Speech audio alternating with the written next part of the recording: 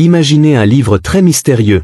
Un livre qui, il y a plus de 1300 ans, énonçait des vérités que la science moderne ne découvrirait que bien des siècles plus tard, au 19e et 20e siècle. Sans l'aide d'aucun autre livre, sans influence extérieure et sans auteur érudit. Un livre qui parle d'astronomie, de physique, de biologie, d'embryologie, d'écologie, de météorologie, et bien plus encore. Une question se pose alors, miracle ou simple coïncidence?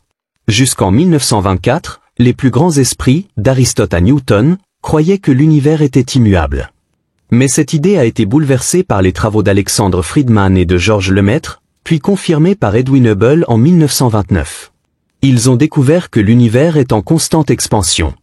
Imaginez, gonfler un ballon avec des points dessus, les points s'éloignent les uns des autres. L'univers fait de même. Mais ce phénomène, découvert au XXe siècle, était déjà mentionné dans un livre vieux de 1300 ans.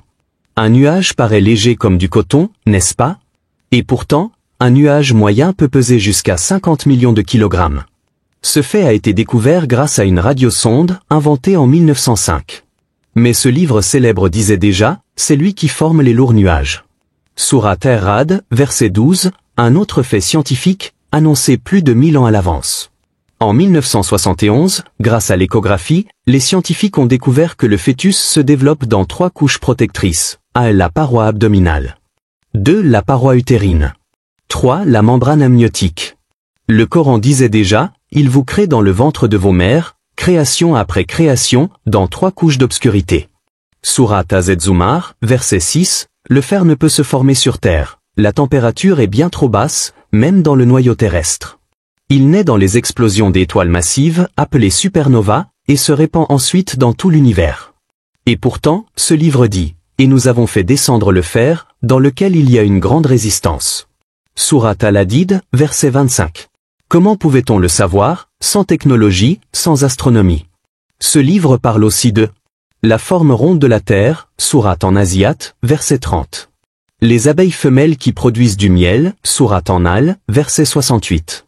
La séparation entre les eaux douces et salées, sourate Ar-Rahman, verset 19 à 20. L'existence des sexes mâles et femelles chez les plantes, sourate Ta, verset 53. Ce sont des vérités scientifiques que les gens ont seulement compris récemment. Contrairement à ce que l'on pense, ces versets n'ont pas été compris après les découvertes scientifiques.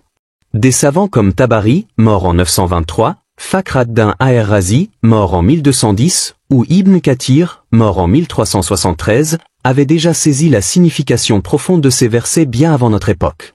Et si une découverte future allait contredire une interprétation actuelle? Cela ne changerait rien à la vérité du verset lui-même.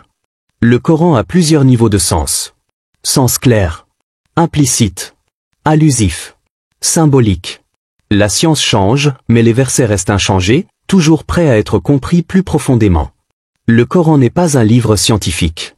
C'est un livre de guidance, un rappel, une preuve spirituelle. Il parle de science non pour l'expliquer, mais pour faire réfléchir.